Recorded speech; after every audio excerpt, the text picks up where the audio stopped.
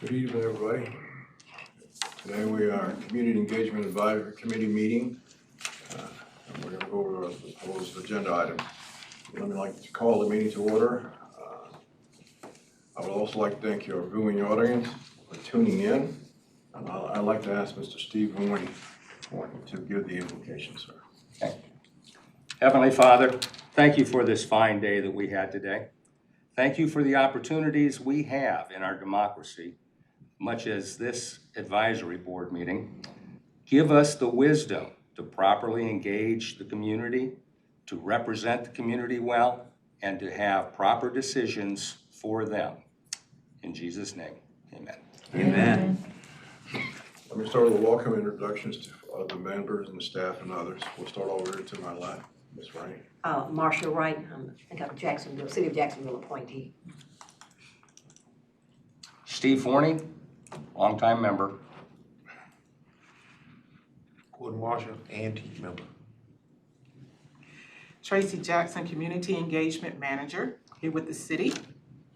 Lily Gray, Director of Community Engagement. Pamela Trafton, Community Engagement Coordinator. Betty Dawson, Community Engagement Advisory Committee member. Paula Jones, member. Gloria Whitney, Community Engagement Advisory member. Brian H. Jackson, City Council liaison.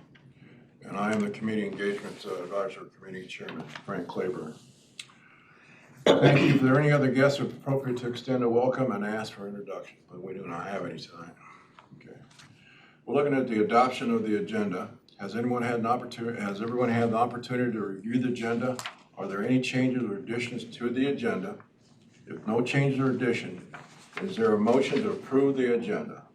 So moved. A second. Motion to approve. Second, thank you. Any discussion? All in favor say aye. Aye. All opposed say same sign. Motion is carried. Advisory Committee attendance policy. I would like to turn the meeting over. Well, Dr. Wood was not going to be in today, ma'am? You will be here shortly, we'll come back. Okay, we'll just skip that one then. The election of chairman and vice chairman. City ordinance regulating advisory committee requires election of chairman and vice chairman each year. The chairman and vice chairman may also serve 2 consecutive one-year terms. At this time, the floor is open for nominations, and you may be self-nominated. We will begin with vice. Well, Mr. Smith is not. Reverend Smith's not here. We'll see what happens on that. He's being nominated anyway, right now? You want the sole He's desire? nominated. Yeah. So, self-nominated. Motion to nominate the chair and vice for another one-year term. Second motion. Okay, Miss Gloria, I'm trying to keep my straight face on this TV here. Well, Okay, yeah, Steve. Motion I to got say, I got you've you. done a good job this year. Okay, upon a name nomination, ask the person to accept. After all names have been nominated, ask the motion to close the nomination board. Okay, any besides myself and the vice chair here? Gloria? be fine. Motion that nominations be closed. Close. Second. We accept and we, motion is carried. I'm getting railroaded here, I guess. Well, I would move that the, By acclamation. Yeah. that the slate be elected by acclamation. By commission, okay. All right, let's go to the next subject here, approval of the minutes. The minutes of the June 24th, 2019 meeting has been provided you for review. Has everybody had the opportunity to review those? Are there any questions or changes or addition? If no change or addition, is there a motion to approve the minutes? I make a motion to approve the minutes with the necessary corrections, if there is any. Is there a second? Second. Thank you, ma'am. Any discussion? All in favor say aye. Aye. Opposed, say same sign. The motion is carried. Now we proceed into the planning board update. At this time, Mr. Steve Forney will provide us an update from the planning board, sir. Since I have missed a community engagement meeting, I've got several planning board meeting things to say. In the month of May, We had a workshop that actually evolved around amendments on exterior lighting. And this, in fact, was something that our planning board, taking a look at other municipalities, sought to bring our ordinances into a more approved method of lighting in terms of height, in terms of, and we're talking in many times residential and commercial lighting, not to interfere with other residence or commercial structures. In that lighting is to be focused on whatever the agenda was. And obviously, the only exceptions come in the area of Christmas lights, Yeah, I'm about to say. school system, for the football games, athletic events, things of that nature. And I think I got it back from Mr. Warden that council did approve that one. Yes. Okay. Okay. Mm-hmm. Okay. Then, in the month of July,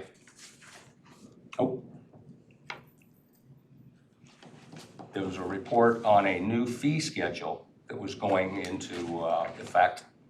And in fact, we also talked about some additional items on the exterior lighting. But the new fee schedule, that's been published and it's on the city's website now. And lastly, in August, we rezoned areas of, and this is over very close to where Home Depot is, where Arnold Road, Coleman Drive, Carver Drive, Washington, several of those areas between Western and Gum Branch, in and around the Home Depot area, from actual industrial to a commercial setting. But part of that was for single-family dwelling housing. Oh, so you're putting a housing project in there also? Mm-hmm. And that was an advantage to the residents. We had quite a few of the residents at the planning board meeting. And this had come about because the way it was zoned, industrial, somebody came in and built a duplex, and that kind of sparked the planning folks in saying, well, that's really not what this is all intended for.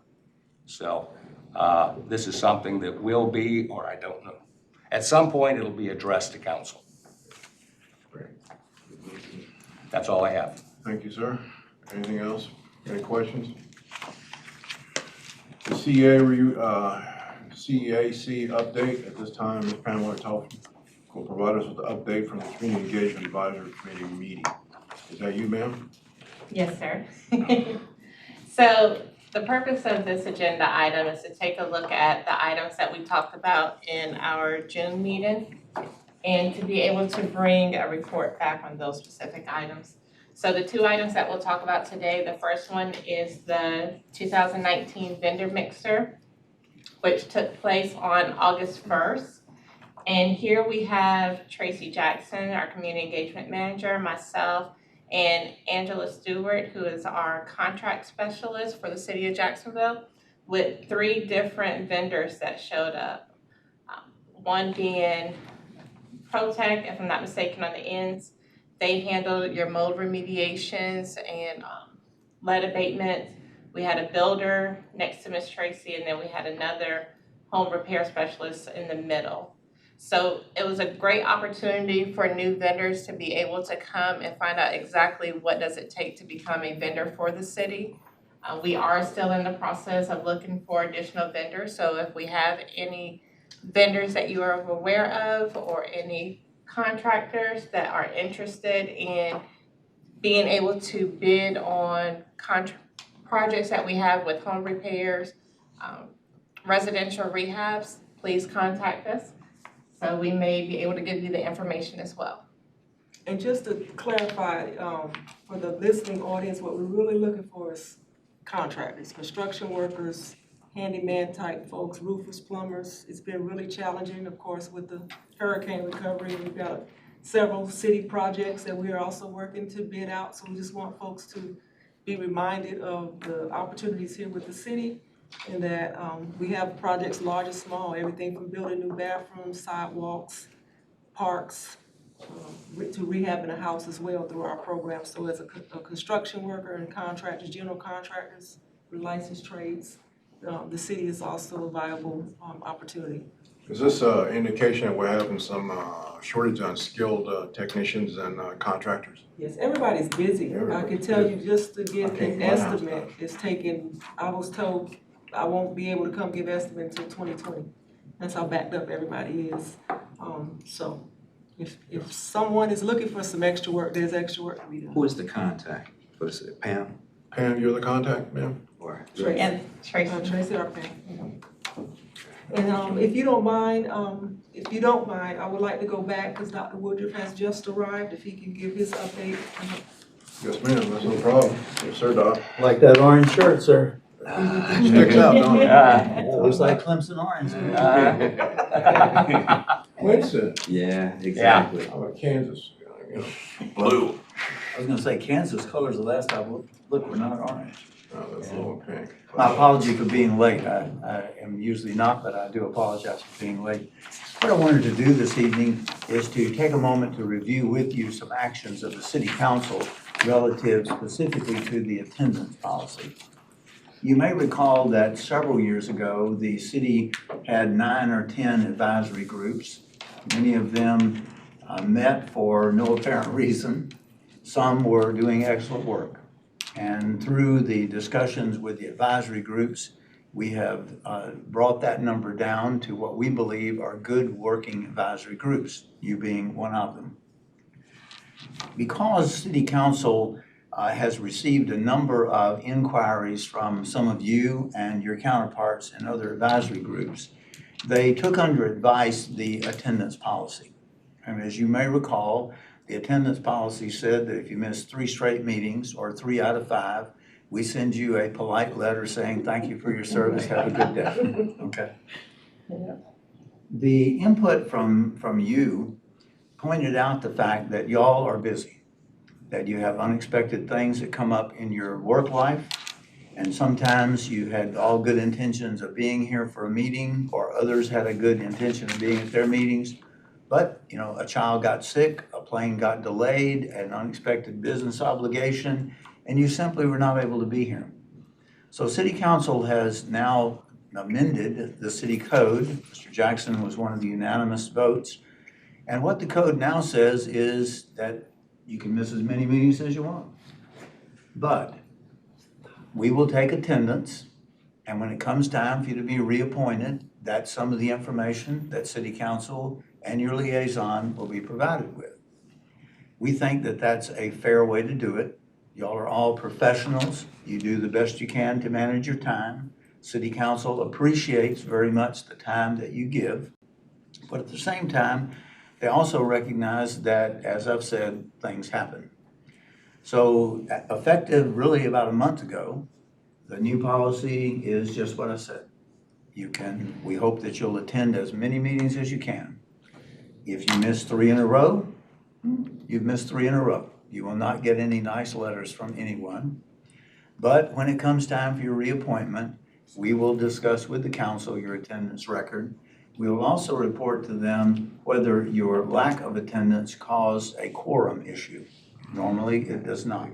But I think you can appreciate that when meetings are called, it is important to have a quorum. And so those 2 things will be reported. The other change will be that all appointments now will become 2-year appointments. Now, many of you are already in a 3-year appointment. That's fine. It doesn't affect you at all. It's just, for example, Ms. Wright, if I may use you as an example, when your term comes back up in 2030 or some such number, then you will be reported to the council that your attendance was perfect, that Ernie brought you supper every night down here so you could do your work, and that no quorums were issued or a problem. And then upon your reappointment, it will be a 2-year term.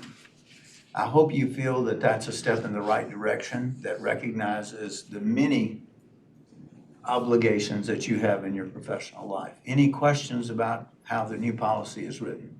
I have one question, Doctor. on emergency action, things such as a hurricane where you evacuate populations and stuff like that. People can't get back into town. Took me a week and a half to get back into town. We're gonna probably take that into consideration. Although I know most of these committees and most of the council members are full blown on first responders issues. And they fully are aware of it. Yeah. Just wanna make sure we don't step on ourselves on that. That was what I was going to ask too, that if a situation has arisen where someone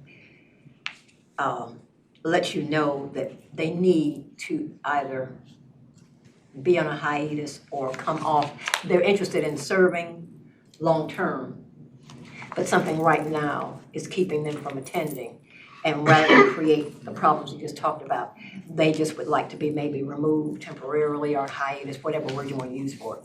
And then at some future time, let someone know, maybe Brian, since he's our liaison, that they're interested in returning if the situation should change or ameliorate or improve or something like this. Well, communication is always a good idea, just like I'm communicating with you tonight. And I know that the other members of this committee would appreciate it if you were going to have an extended absence. The policy of the council does not address that in any way. It again says you can miss as many meetings, hopefully you'll attend all. On the other side, I do know that if you're going to be absent for something unexpected, not every time, but I think it's always good for you to let your liaison know so that when he comes back to the council for consideration to reappointment, he says, well, you know, Mrs. Wright was out because Ernie decided to buy a brand new Cadillac and she needed to take him to counseling to consider something other than a brand new Cadillac or something like that. Is that fair?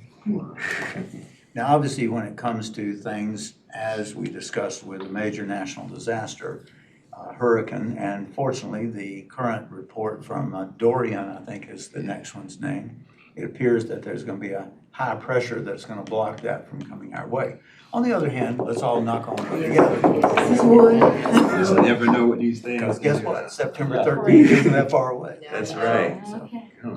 But again, thank you very much for your service. While I'm here, I would also like to give you a couple of updates. If you've not had the opportunity to see Brian Jackson come down the slide at Northeast Creek Park, I saw that. you need to look at G10.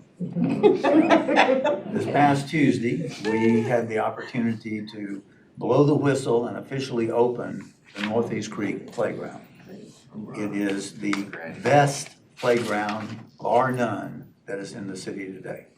Has brand new bathrooms. It has the splash pad that was opened last year along with the bathrooms. Now we've added a fully handicapped accessible park, and it is magnificent.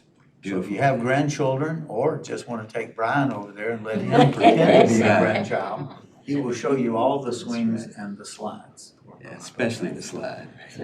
Have a comment about that? It was a little bumpy, but the first I need a little bit more practice.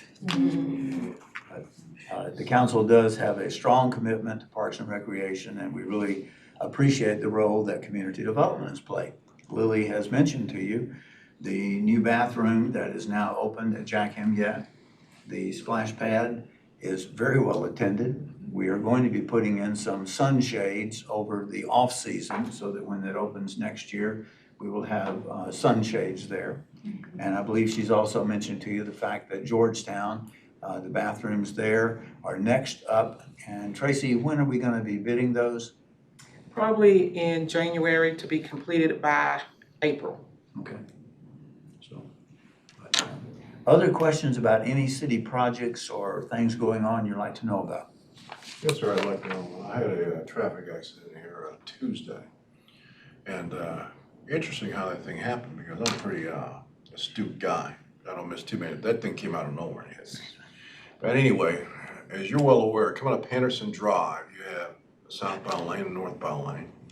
Mr. Forney, I can help you out on this, you know. And then you have a passing lane in the middle, sir. Well, anyway, when rush hour begins around 3:30, 4 o'clock, that whole jam is jammed up. I know we still got things going on there. I don't know what the latest transportation update is, but I'm gonna tell you something. I got in that passing lane to get in the lane to go down Henderson Drive, and this pickup truck comes from nowhere. I mean, I didn't even know how he got there. Jumped in front of me, and I bit him in the back.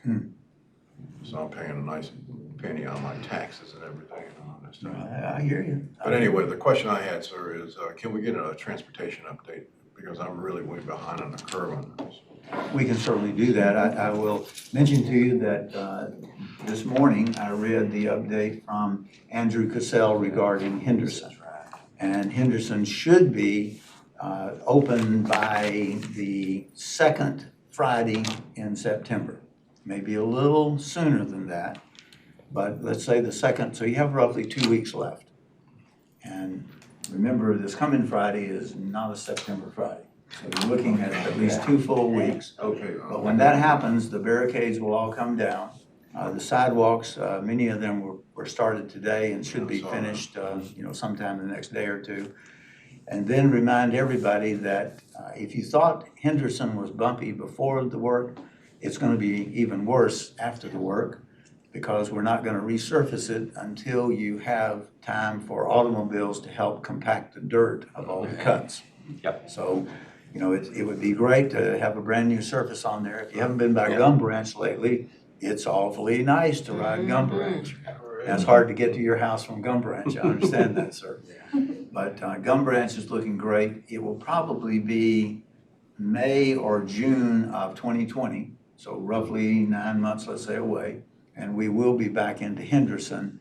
By that time, everything will have settled enough so that when we do the overlay, you won't suddenly have depressions and sinkage in the runway.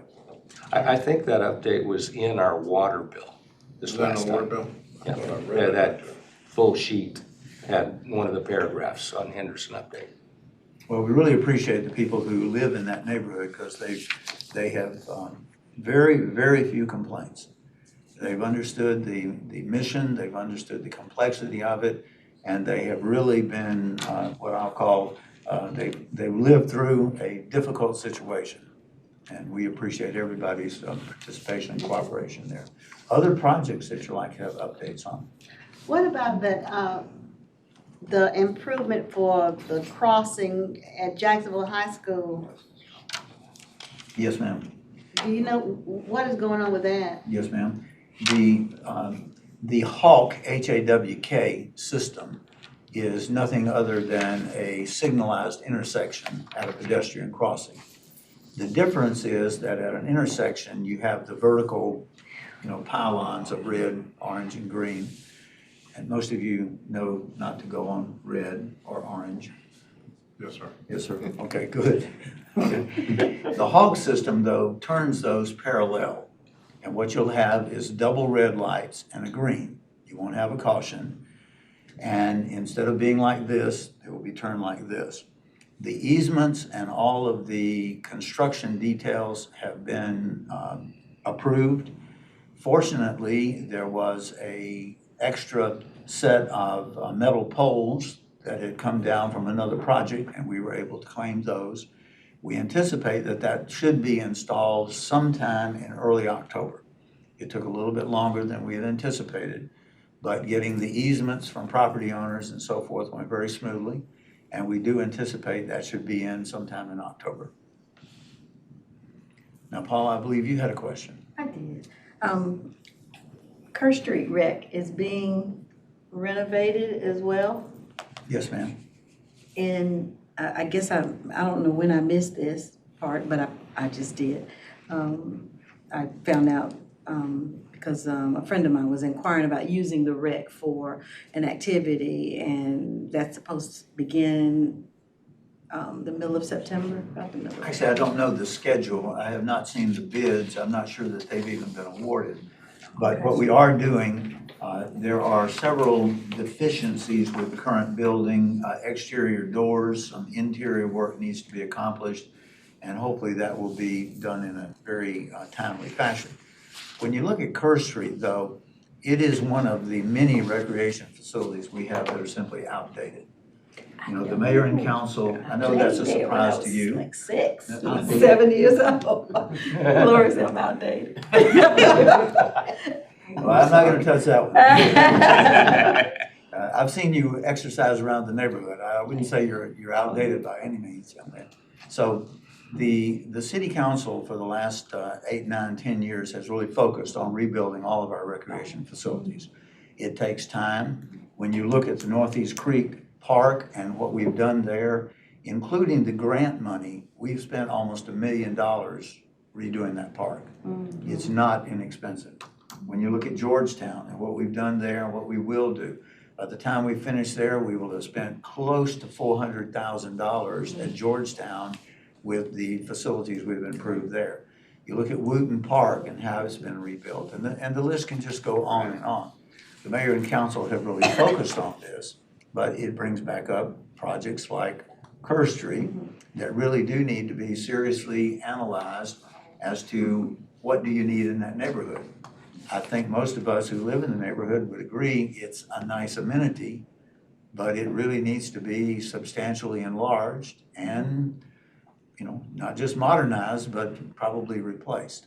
And of course, right there at the foot of Kerr Street, we now have the marina, which one day before too long, they keep promising that the contractor will finally finish. We do have a grant in with FEMA. As you know, the building there at the marina had about 4 feet of water in it. And because of that, there was no need to spend any money trying to redo that. So we took that down, and we have a grant in to build brand new, nice restrooms, very similar to what we have in all of our parks now. And also a very large gazebo where that would be one large building. So visualize on the shore side or street side restrooms, and on the water side, a very nice gazebo with ceiling fans, vaulted ceilings, rocking chairs, where people can really come down and enjoy the view of the river. And hopefully that $400,000 grant will receive funding from FEMA. We will know that probably by January or February. Elevated? Yes, sir. It will definitely be elevated, there's no question about it. And of course, one of the nice things is by being elevated, you'll be able to see across the boats that will soon be moored there under that program. Other updates that you'd like on anything? Sounds good. I think the other thing also, do you have something, sir? When you say across the boats, it's gonna be elevated, how will you look across the boats? You can be able to, you know, remember the shore there is about 3 feet above sea level or river level. And the elevation is gonna be somewhere around 7 feet. So you're gonna be able to look across. Now, I've seen your boat, and your boat is such a large boat, it may block some of the view. But you'll be able to see the river very, very nicely. Of course, the other thing I remind the public is when we open the facility, it does have a nice pavilion out about 125 feet out into the river where you can sit and enjoy lunch or read a book or even cast a line. I saw several people out there fishing on the older side on that pier just recently. But those are exciting things still to come. The last thing that I'll finish on is, once again, commending your community development staff. We tore down, what was it, number 118 the other day? What's your official number? Officially, we're at 118. Yeah. Okay. The 118th vacant and dilapidated house bit the dust the other day, right down here on Johnson. And we have 6 others, how many are in the pipeline? It's about 4. We're at 4 now. Well, we'll have 8 by tomorrow. Let's get it. You have spoken, you got caught too. I know, let me go. But you know, the cooperation that community development with their leadership gets from the street department and from other departments of the city, you know, it shows how the departments are working together to clean up the city. And y'all can be proud of the staff who really takes the leadership on that. I didn't mean to take so much of your meeting. I hope that it wasn't too much. Any questions about anything else? Thank you, Doctor. Thank you. Always good to see you. Go Tigers. Kansas is who, the Jayhawks? Yeah, don't worry, you're not even gonna get it in the run. Don't worry about it. Give football, I'll give it to you, Doc, but that's it. Oh, now Clemson doesn't play basketball. I know, that's why we're gonna whoop you. Oh, that's okay. Good night. See you, sir. Mr. Chairman, will you start it up here just a minute? I got a cramp in my leg. Yes, ma'am. I'm trying to do it just to wipe it off. We'll catch up on you while you're doing it. I gotta have some mustard. Oh, All right, so finishing up on the SEAC update, the next slide that we have, it references our summer youth employment program that our subcommittee has been in the process of meeting since June to finalize the plans and do our research currently on what it would take to have a summer youth internship program here with the city.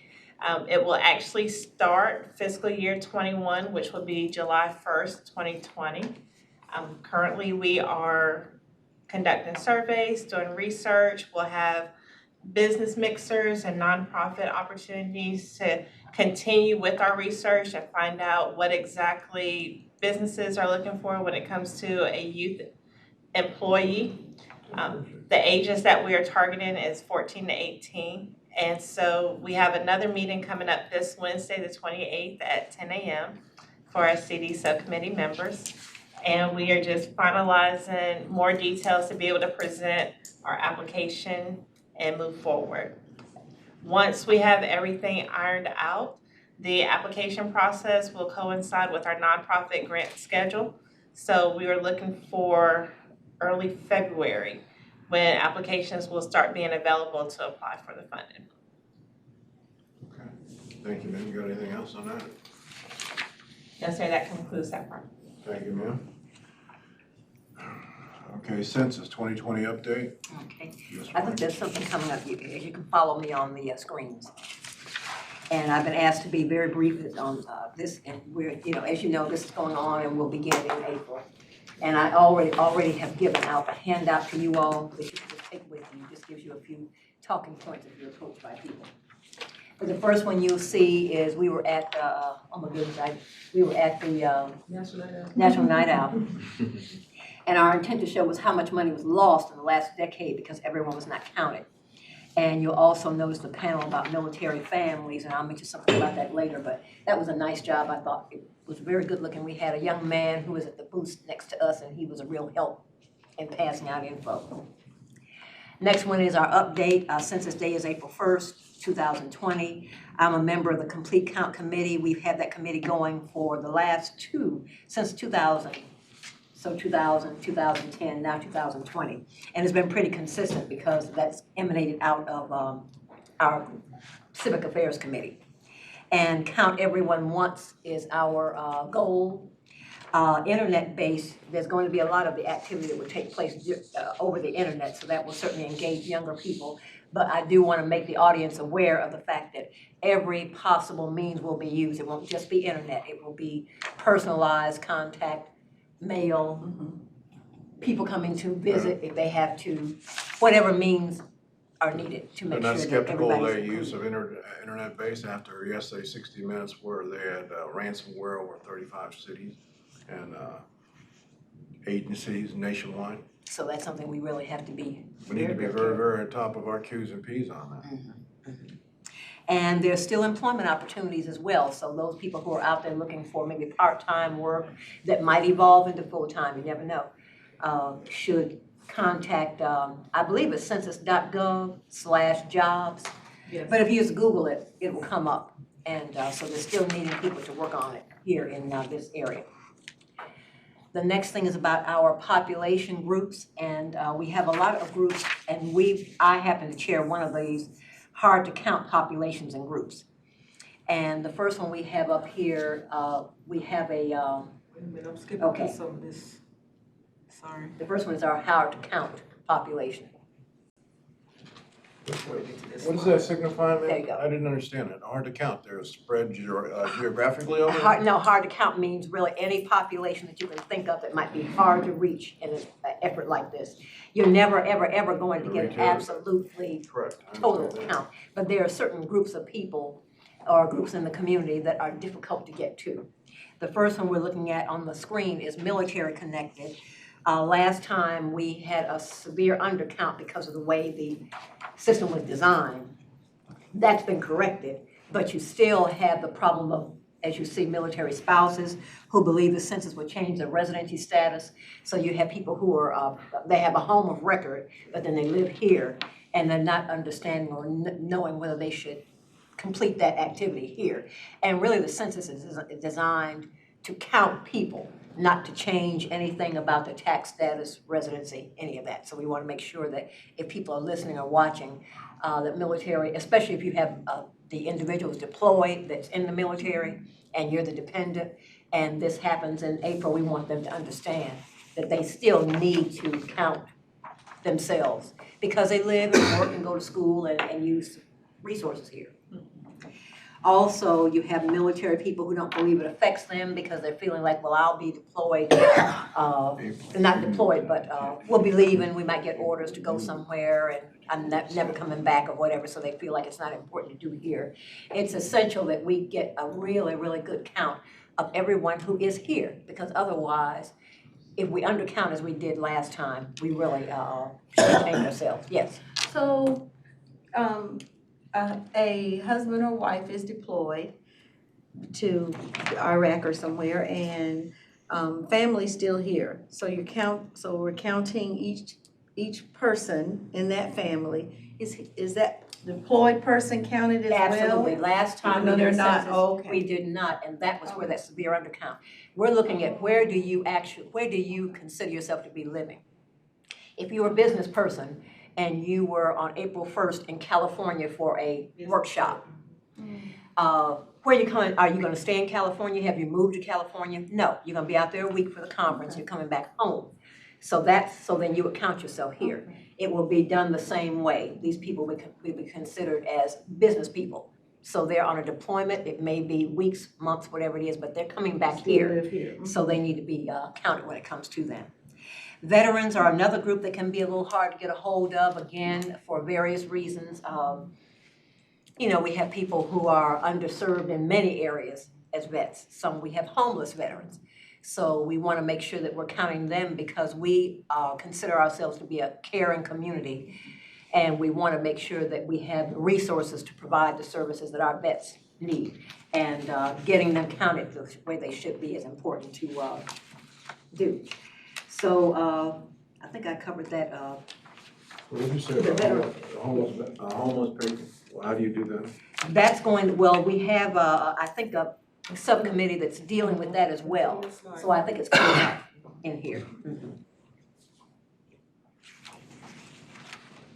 Next count that we have our hard to count populations, we got renters, children under 5, and homeless. Renters sometimes have the same opinion as transitioning military. They don't think that they count, doesn't mean anything to them. We want to change that because whether you're renting or paying a mortgage, you still live here. You still have to use the roads and the schools and all that kind of thing.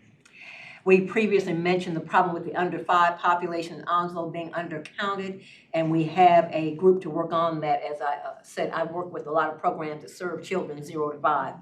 And apparently this is something they identified on the national level, that children under 5 were not counted. I'm not quite sure how they arrived at that or what they did, but whatever it means, we want to make absolutely sure that these children are counted. So we're looking at ways to zero into where are these children and how can we get to the families, because of course they can't count themselves, to make sure that they're included in the count. And we also have, yes? Now, are these kids that say in adoption homes and stuff like that? Honestly, Because I what can't the tell you parent- what the, because if the 5-year-old? parent was filling out the form, Okay, but I remember when we had the introductory live broadcast from DC. It was about 2 hours long, and they talked about that. They identified that group, and I thought to myself, well, if you're counting the people in your house, if you got kids under 5, wouldn't you have listed them? But, you know, I guess they worked on other census data, population projections, and you know that we're the youngest county in the state, and there are an awful lot of people who have children here. And I guess that we just did not reach the, I think it might be part of a bigger picture of not having counted whole households. But nevertheless, we want to make sure that all these children get counted, because we have a lot of needs in the community relative to this population. Well, we have a Schools lot and of children. this- You see we have National lots Night Out, of children, someone lots. pushing 2 strollers and 2 on the back We and have 1 in the front. lots of children. Whew, a lot of babies. And then you have the homeless. While there have been many special efforts to count our homeless population, what matters is they get counted on April 1st as that number for the basis for the decade to come. And of course, you know, we don't have a lot of funding coming to Onslow County because we just have not gotten around to grasping how to count that population on those days. You know, there are certain days that are designated to count homeless people for purposes of getting money in. You got one of And the it best pastors just in the place on it. is not, you know, You got one of the best pastors in the city on it, sitting right there. Mr. Pastor Sheets. yes, Yeah. yes. And when you look at the numbers that we have officially, they don't make any sense in terms of the That's- people you see in front of you on a daily basis. Right. And so we want to make sure that we're getting people, just because they don't have a place to live, doesn't mean that they don't count and they're not important. Because if we want to provide services, we have to know that they exist. You know, these funds are allocated based upon these numbers. And if we don't get this information in the census count, we are missing an opportunity to get federal and state funds. How would you get the homeless though? Well, there are committees, like I said, I'm just giving you an overview right now, Oh, but we have okay, subcommittees that are going on. And as time rolls on, we will be calling on lots of people to help us make sure that this happens.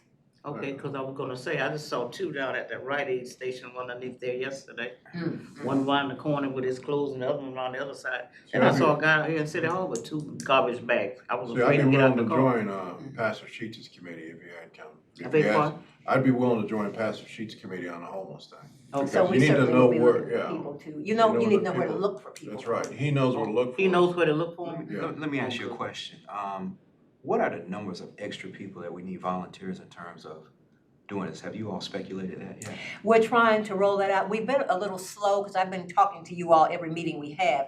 And part of it is dynamics that are going on in Washington. They had to replace the person who's going to be in charge of this, and that took a little bit of time. And some of the materials that you see that we put out, the city of Jacksonville has actually created some of these because we couldn't get our hands on anything, you know. So we're trying to also time this right. If you hit people too early, it goes out of their minds. If you don't connect them, if I tell you something today and I have 2 or 3 months for you to do it, that's problematic. If I talk to you about this today and you got your form in your hand and you're ready to do it, that's, hopefully we can get a better response. Still have an issue with that immigration question too. Still Yeah, waiting. I had That's that why down we're as a waiting. last issue. Yeah, we waiting on Yeah. that. That's a nightmare. And then we also have hard to count populations. You see the minority populations. Minority and immigrant populations are often frequently asking what's in it for them? How's this gonna benefit them?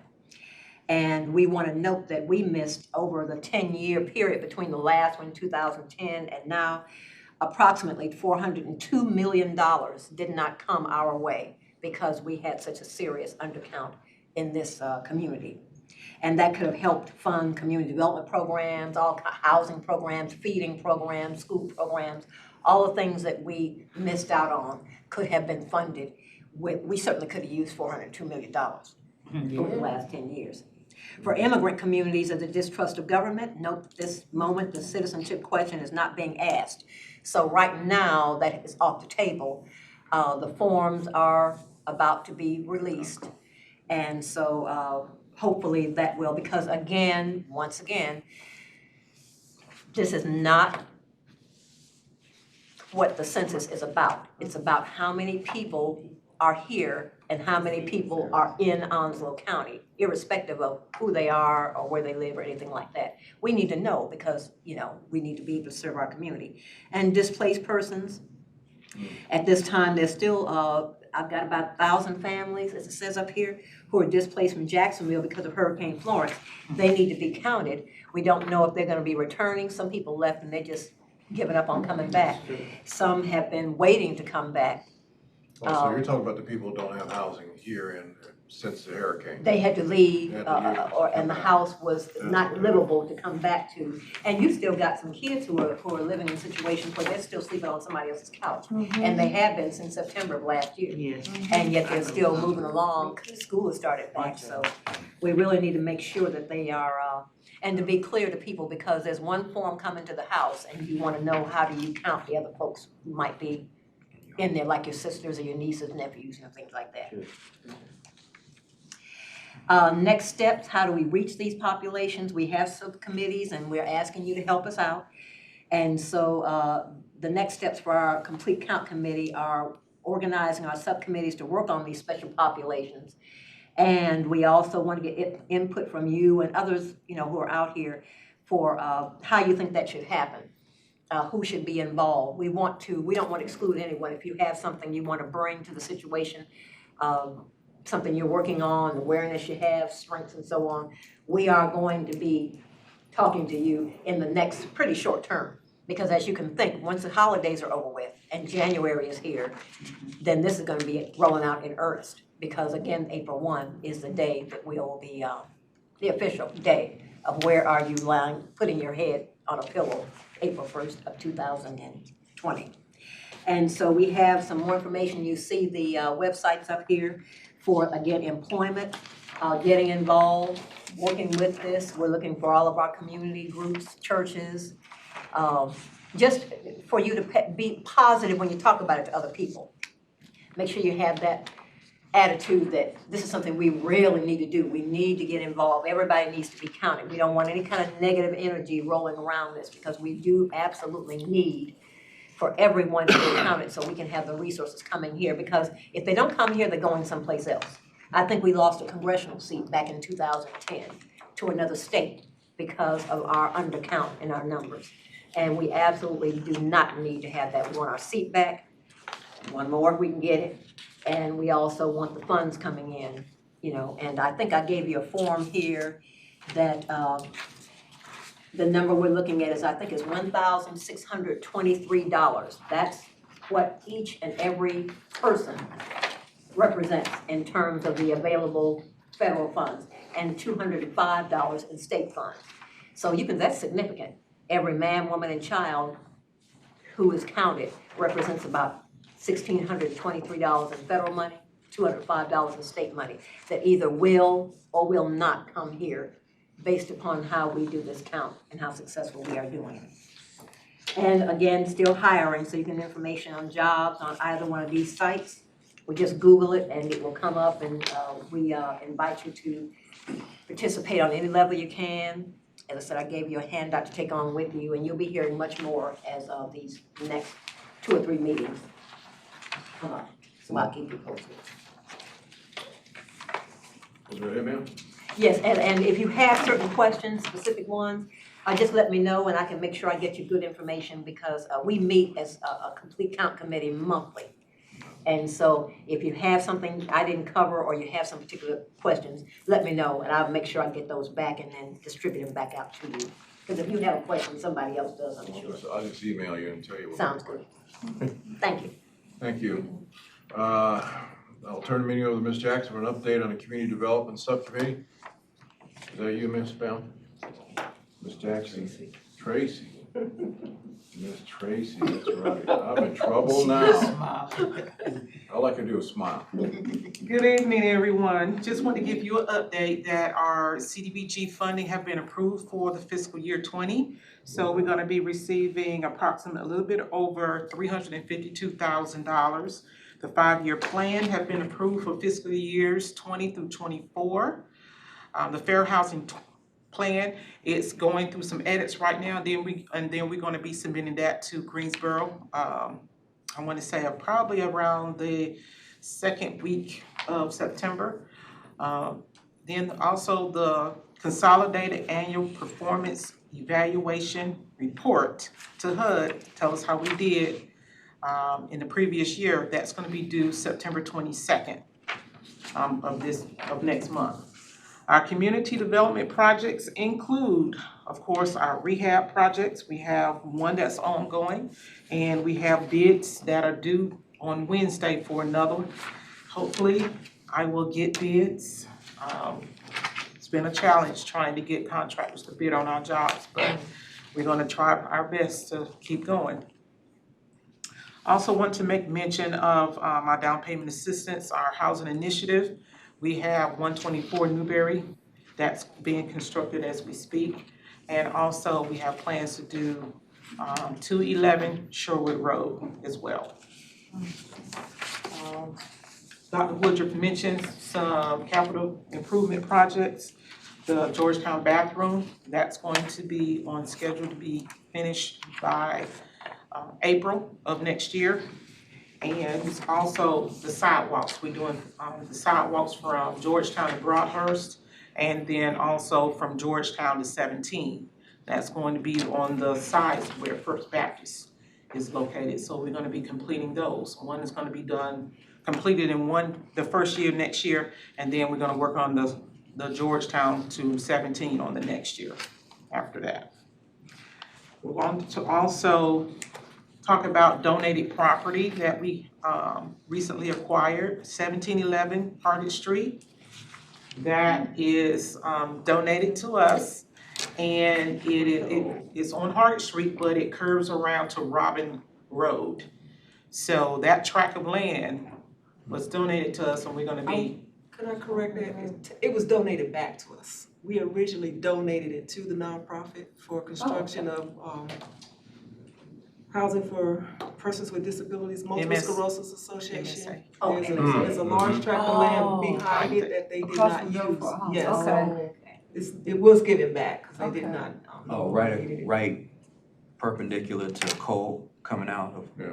on Hargett Street. Is On that? Hargett, yes, it's On the left. It's Hargett Street behind MSA, and then it curves around to Robin Road. Not on Wait, that say tract that of again? land. Yeah. It's not right across from Belfort Homes? No. It's not, okay, I got the No. wrong place. If you go to That is MS Hargett Street. It's up from Belfort Homes, so on the right.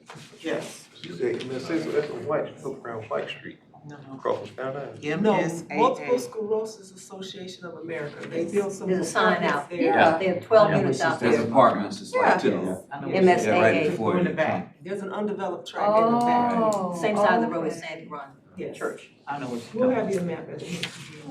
Okay. I think I know what you're Map. talking about. So the next step that we're going to be considering is what should we do with the tract of land? Of course, our 5-year plans show that we have a lack of affordable housing, so that may be an option. But we're gonna. We've decided that. What's the footprint? What's the footprint? We're gonna be getting. As far as the amount of land, what's the footprint?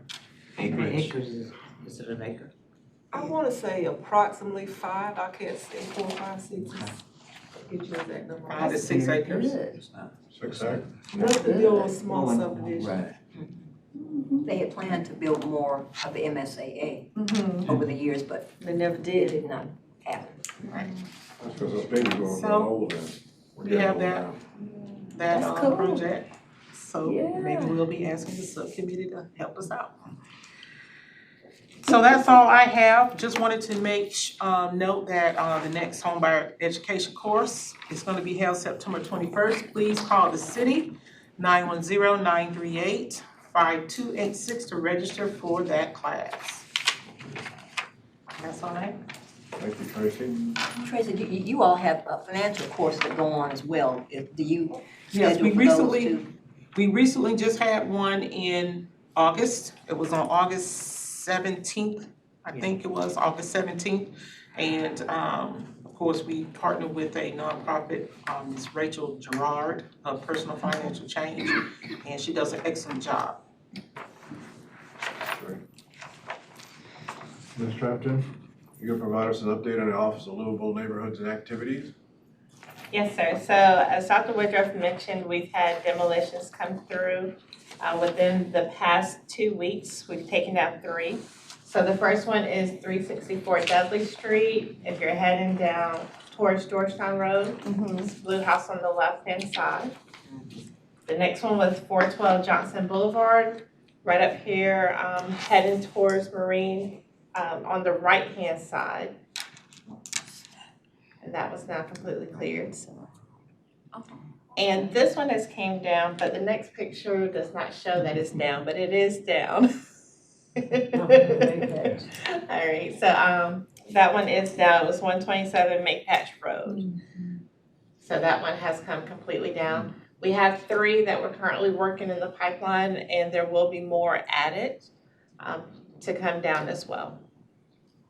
The next thing that we have is Youth Council. We are still in our 20th year. School started today.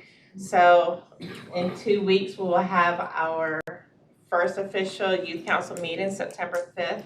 And so we'll spend the rest of 2019 celebrating our 20th anniversary. So there will be more activities to come to celebrate our 20 years. This is just a recap that we did conclude our Youth Empowerment Summer Series. It was 4 series that was put on by our summer intern, Bethany Barbie. And she had a successful 4-part series with at least 10 kids at each session. And it was just an opportunity to talk about real life skills that was not automatically talked about in school. So we had a great turnout, great opportunity for them as well. And it'll do it again in this summertime as well. So that's our schedule. First meeting September 5th is open to all Onslow County High School students and open to Camp Lejeune High School as well. It's from 6 to 7, and you may reach me at 910-938-6551 to sign up. Those are the first Thursdays of every month. First Thursdays every month at 6 p.m. here at City Hall. Do you have schedules of that? I can get one for you. Please do. Yes, ma'am. Thank you. Next, you'll see this is our nonprofit grant funding for fiscal year 20. These are the organization, nonprofit agencies that we did fund. We have a total of $20,000 that was granted from our private partnership and $50,000 from our community development block grant.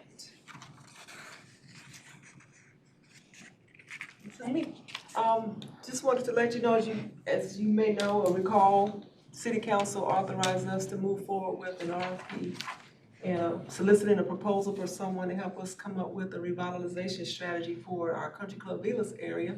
And we actually awarded that to Development Finance Initiative. They are a sub-agency of the North Carolina School of Government out of Chapel Hill. They were actually in town this morning. They've been here for most of the morning and afternoon.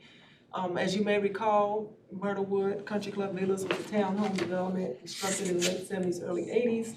126 units. When we started this initiative last year and actually did our own internal assessment of the neighborhood in 2018, we found that 42 units were vacant, which is high. And of course, the area, as you know, has been in various stages of decline. And we recognize that it does qualify for a HUD, Neighborhood Revitalization Strategy area. But this process of working with the School of Government will help us figure out what those strategies should be for an area like this. There it is on the map. It's a concentrated area, isolated, surrounded by commercial development, but at a great location. The team that was here, going back to community impacts, this is just some of the feedback as a reminder that we received when we were holding our community meetings with the residents and property owners and other stakeholders. They felt like the quality of life, and we would agree, was going down. Property maintenance is going down, property values, home ownership rates were declining, and economic mobility based on just income levels were down. And of course, we knew we had increased police calls, fire calls, minimum housing code violations, and other public nuisances. We spent a lot of time in that area with our sanitation folks and our code enforcement staff. And so we wanted to figure out how we can turn that around. So we reached out to the School of Government. They work with communities across North Carolina to attract private investment. It's not something that we would expect government to correct, but can government lead the effort in sparking the investors to come back into the community. So they've done 134 projects across the state, well qualified and experienced in different strategies.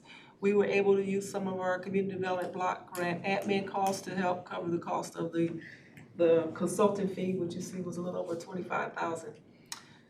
What they propose to do, and what they've already started doing a great job, we heard their presentation this morning, is to identify public interest. What that will involve, of course, is some stakeholder meetings, some meetings with this group, residents and property owners, property managers, businesses around the area. And they'll facilitate all those meetings. They've already started to conduct their market research, which we received a presentation this morning, and they will be emailing us that presentation, which we will get out to you, very thorough.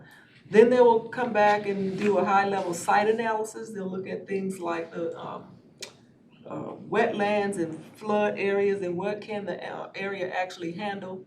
And then some feasibility, financial feasibility, how would you pay for it? Is it even worth doing some of the strategies? What's the best way to actually go? And then they'll propose a set of recommendations that we would then take back to City Council, and that would be phase one.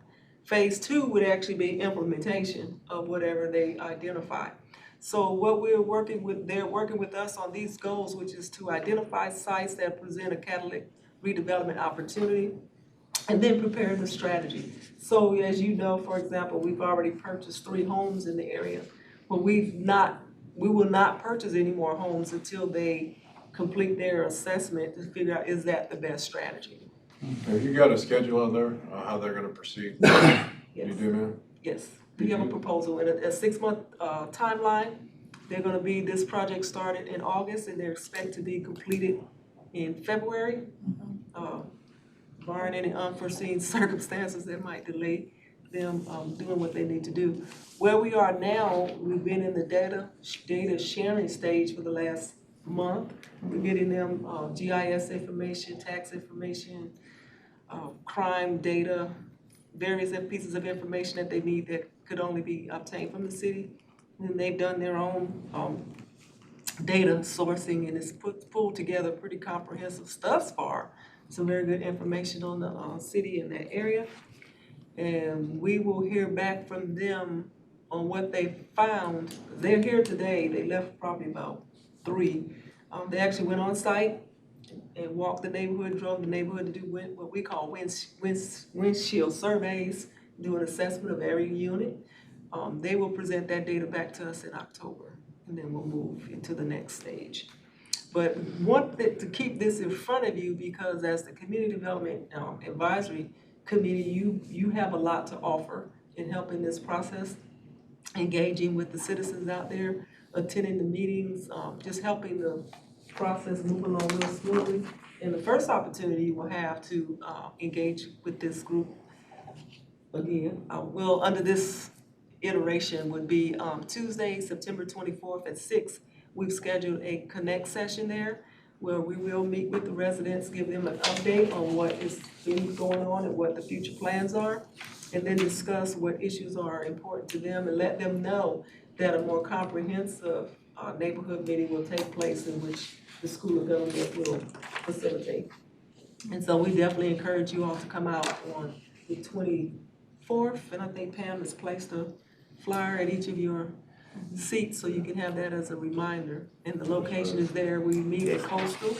They've been very hospitable to providing space close to the neighborhood, so that's worked really well. And for the citizens too, they will receive this. We're gonna go door to door and place these flyers on the doors, and we're also gonna mail them to the property owners. So When are you we want gonna both. put these out? When you gonna? The first week of September, after Labor Day, we'll put them on the doors, and we'll put the other ones, put them in the mail to those landlords that are not here. I know, so I can assist. Thank you, yes. Yeah, feel free to come out and help us do some door hangers. Yes, the more, You get to meet and talk to people, you'd be surprised at what they share with you when you get in that environment. They come out and talk to you. So definitely would welcome you to come do that, and we'll get you the date and time that we're actually gonna go out and do that work. And we would ask the residents and builders, owners to respond to us by September 20th. to plan. And then we are excited, we had our economic mobility training kickoff meeting on August 15th and 16th. That's the group from Johns Hopkins University out of Baltimore, Maryland. They spent 2 days here, a day and a half here. We had over 42 of our partner agencies show up on the 15th. Very good session on giving the representatives from Johns Hopkins feedback on our community, what our data practices are, how we govern data, how we use data. Is this something that the community even would want to see us move forward with? It was very, very well received. We went over the purpose of the economic mobility, what it means, what it is. We also talked about the city's project, which we will focus specifically on housing needs. And then we talked about who our stakeholders really are, who was not at the table. We got some more information on that. We also completed a SWOT analysis. And we also, that was about it. That was about work. Yeah, we completed the SWOT analysis. And so what staff is working on now is making direct contact with agencies to identify key people within those organizations who would do some more in-depth training. They will come back in the fall and provide hands-on training on how to use data and analyze it for decision-making purposes for a specific group of people. And then they will also have an online training available for anyone that would like to use it. And they're gonna customize the training for our community and take us through a capacity building process so that as we're working to provide services to people, we actually know what the impact is, what are our community impacts, what desired outcomes, I should say. What are we actually achieving? Do we know how well we're doing it? Where there's room for improvement, room for collaboration, all those kind of things, room for sharing information. We all tend to have data and reports, but we don't share very well. So a lot of stuff will come out of this that will make us stronger as a community, as a service provider, which will then result in us providing better services to the citizens we serve and helping them move up the economic ladder. So basically, this is what I just said. I was hoping that's. That was it. It's an opportunity to increase economic mobility over the next decade. And what they're trying to do is measure and make sure the generation that we're serving now is better off than the generation previously. And that's their measure of economic mobility.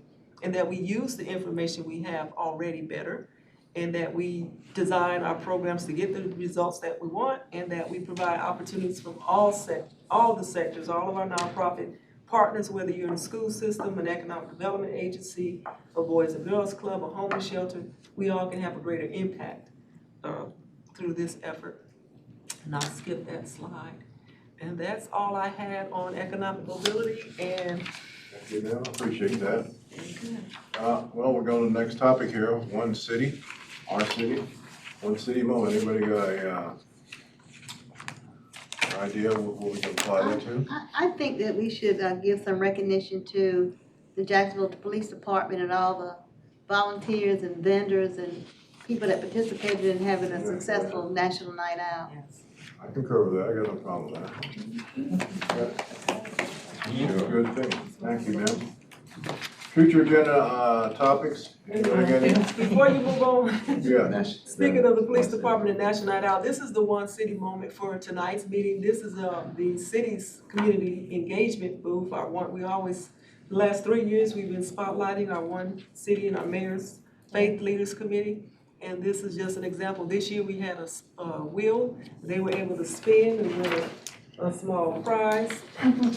Here's some of the engagement with our youth council. They're always recruiting for new youth council members and get the word out about civic engagement, which is very important. And here's Tracy doing what she does best, talking to our young kids and families and promoting home ownership. I'm sure that's exactly what she was saying in that picture. Yes, I was. And so again, we also want to thank the police department for a great job on National Night Out. And I just want to personally thank Pastor Will Jones, Pastor Chris Phillips, and Pastor Amy Cicerone for coming out, showing out. Evangelist Isaiah Owens came out. And Evangelist Isaiah Owens came out, and just want to thank them for coming out and helping us get the word out about our programs. And just to remind people that one city, the concept of one city is still a necessary concept. Just don't want to forget our mission to be more civil. As the political climate is heating up, we just want to remind us to be civil and respectful to one another. Thus, question, future agenda topics, anybody got any for table? Well, I have one. I know when I go to a business, I see a lot of businesses having problems maintaining workers. Workers are just not there in the millenniums and saying, okay, I'm gonna work today, tomorrow I'm gonna go party. Okay, that's a issue that not only government services, but private business is dealing with. So I've been trying to figure out the last couple of weeks, since I got food poisoning, I couldn't hardly move. Been thinking, what the heck can I do to try to get something? And then I thought about the European method. The European method takes a student from high school after they graduate, and he becomes an apprentice. 6 months, 1 year, 2 years, whatever. And he walks, talks, eats that guy's same thing, okay? If he's an electrician, he's gonna learn all electrical things, okay? If he's a mechanic, he's gonna learn mechanic things. I think what we're dropping, and I'm not trying to say this is right, we may be dropping the ball of these mass people that come out of high school floundering, trying to where are they gonna go? Because our guidance counselor probably didn't give them good enough advice to say, you need to attach yourself to this is where your fortitude is, your skill sets and stuff like this. Now, we just opened the vocational high school this year. I know that. Yeah. But that's not what I'm talking about. I'm talking about assignment of that one particular person to a skilled worker out here in the community who does that. That's what I'm talking about. Because, hey, you're opening all these schools and people are, my granddaughter, just went to college this year. She got, 2 semester head start out of high school? I'm trying to figure, wow. Yeah. Yeah, we have early high school Yeah, programs. Yeah, I know we got our. But I know what you're talking about, like the guild system that has existed in European and Asian countries for centuries upon centuries, where you don't just step out of education and just looking for a job. You are attached to a guild. Could have been, Plumbing union or whatever. Back then it was smithing, it was apprenticeship, it was whatever it was. Yeah. But you really worked in, because there wasn't any gap, we have teenagers. Teenagers didn't exist before World War II, the end of World War II. You were a child and then you became an adult. Right. And so this gap we have now of young people who are spending a decade of their lives trying to figure it out are not being attached. And it doesn't even have to be skilled labor. I mean, the job ready program, we used to do that too. Well, with right now, professionals, they're trying to get it started with the Jacksonville Youth Internship Program to get youth. But you're gonna run into all types of situations where 14 to 16, about the most they can do is sit at a desk. And that's because, at some point in time, we shot ourselves in the foot. Same thing with farm kids. Back in the 60s and 70s, OSHA come in and could no longer hire 14-year-olds to go out and weed beans, detassel corn. I'm a Kansas boy, Yeah, so I know well, what you're talking about. And then, at that time, they gave an exception for their own children to do it. If you take a look in the rules now, those aren't even in there. So, right now, North Carolina is still a right-to-work state, and terms like apprenticeship and unions aren't often looked at favorably. Union is not even allowed in North Carolina. Yeah. But I will say this, I don't want to put and I will not put the blame on the school system, because I can tell you from working just in the last 20 years, when I first got here in 1990, I've worked with Steve Forney from day one. Coastal Carolina Community College had a construction program on the high school campuses where those kids were building houses. They built some of the first community development houses we ever had in the city. So there has always been a great partnership. I think they've gotten out of that. Really? If they are, it's gonna be out at Burton Park. Everything's going out there. But I can tell you from personal experience, with my 2 children growing up, they couldn't work if they wanted to unless I bought them a car, because they couldn't get to work. If I'm at work and they're getting out of high school, how were they gonna get to the job? There are so many other factors that I think we don't wanna just say it's lack of willpower, it's also lack of opportunities, also lack of resources. We've come a long way with our transit system, but if you are already in a low income situation and you're working 2 jobs to support that family, and the child has to get to work, and you've gotta buy another vehicle and pay insurance that's astronomical for a young person. It's a complicated problem, and I'm not saying it's not solvable, it's part of an economic mobility strategy, but I do not wanna lay it all on the hands of the school system. They've just opened or getting ready to open up a skilled trade center. 200 kids, per semester, I think they said. Will learn all of those trades. Yeah. Is there an But like you opportunity? said, Yes. again, it comes down to, we have all of these kids, thousands upon thousands of kids that walk through these systems every year. And the only thing we seem to be doing is setting up opportunities for a couple of here, a couple of hundred over here, 25 over here. And I think, I can appreciate what you're saying, you know, that it was woven into the fabric of the culture. community, The culture of it was a community cultural lessons. approach to how you prepared the next generation workforce, was that every child was looked upon as a future employee. And even businesses will tell you that that we're not sending kids out of our system ready to go into the workplace. There are school-based situations that are going on that don't send kids out into the world ready to go into the workplace. And we just need to be doing a better job, I can see both sides, of getting these folks to work together and figure out, just like the event that's coming up with the summer youth employment thing, you know. Businesses and school systems should be inseparable in terms of how they're approaching this whole thing. They should be inseparable. It's a partnership. It really is. You know, in some cultures, you don't even work as a youth, it's not even an option. I know Japan, I mean, if you've been to Okinawa, it was school. Their school was 8 hours a day. And then they were expected to do homework 4 hours a day, and they went to school on Saturday. They didn't have time to work because they were focused on education.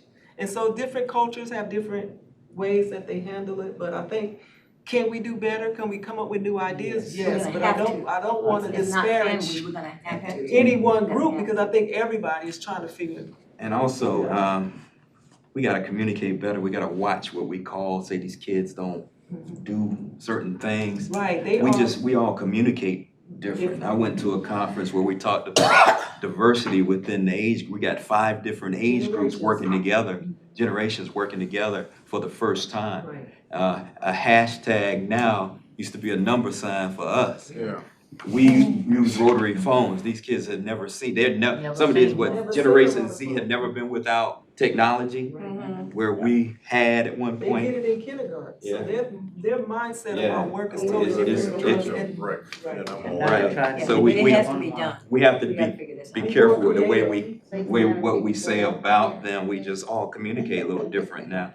So we got, if we go negative in with what we think they're about, we're gonna We're lose gonna them. alienate That's them, where and it that's went. why I wanted to turn that around. We need them to tell us Right. what Yeah. worked Are for we them. listening? Yeah. So maybe ideas of compensation, Right. but a forum or something of that Right. nature, but I don't, Well, good, that's good information. Are there any other topics for discussion? I have one. Yes, ma'am. And it's the subject of trash cans. I was telling Pam before. Now that we're in hurricane season, we have several neighbors that every time after the trash is emptied on Thursday, trash can is out until Sunday or Monday. Yeah. And let me tell you, I've had my grandson to pick them up out of the street, take them back in the yard because the wind has blown them on out in the middle of the street. I wish someone would put it in the water bill or something. Push your trash cans in. Somebody's gonna get hurt with it coming out and hitting a car or hitting a kid. Ms. But Gloria, those things are heavy. I remember when we decided those. I'm sorry, the sanitation department has started putting labels on the cans with the schedule and the rules on there that they need to be pulled back. If I'm not mistaken, they've You're done that. supposed to have them, Yes. if you can't get them the next day, get them before the next day. Cause there's no reason that, and she has 3, and all 3 of them be laying out in the street. I was just I'm tired of speaking to picking them the education piece. We are working to educate citizens. Part of our, and we Yes, deal we this need with to. everything. It's a transit community. You get one neighbor trained and then they leave and the new neighbor comes in. It's a constant cycle. It's a valid concern. We work on it with code enforcement. We work on it with But if you sanitation. find them, you wouldn't have to be working on it over and over again, cause one person would tell another not to throw the cigarette butts out at the stop Oh, yeah. sign when they empty them out of their car, right at the street, going into the drain, cause that's crazy. So one of the things, when you see that, again, I always offer you, call our office, call code enforcement, call us. By We the can time get- you see it and they done put them out, you can't get the tags, they're gone. Well, I'm not talking about the bus, we're not, I'm talking about the trash cans, I'm sorry, no. Well, I told them about the trash The cans. trash cans. Yeah. Take a Code picture. enforcement was out today with Yes. somebody out there Yes, to cut the you grass, just let the us grass know. is Yeah, yay high. I was glad to see it. get on it. Well, you doing good then, let me tell you a story. I I see come about out, some- I come out the yard, not in the yard, but out the street, by my mailbox. Some young lady put her trash, 2 bags of trash In and your trash some, can. no, not in my trash can, in the street. You kidding me? Yeah, I went through the trash and I They saw the nasty name. now. Me and my son went all the way to 3 Bridges in Southwest. Oh, wow. But let me say that, when you get that, that And is she brought- evidence for the police department. The illegal dumping is Yeah. illegal, and Right, if we you know. find something Right, in the just trash can, that is golden. Person's name. Oh, I went to Put a a name and an house, I said, address. ma'am, Just call the is police. Call the police, you can't. You don't call need, you people. don't need to do that. Oh, he did. Order, I know how bad it makes you. I be the same way, but he put it in mind the same way. I wanna hear the rest of that story. Mr. Gordon. Another time. But you have to be Another time. careful if You you have to follow be the careful. home. Yeah. Yeah. Any other motions? Any other topics? Thank you. That's I it. hereby I move that we adjourn. I second the motion. second motion. Anyway, all ayes, say aye. Aye. All right. Ayes have it. Yeah.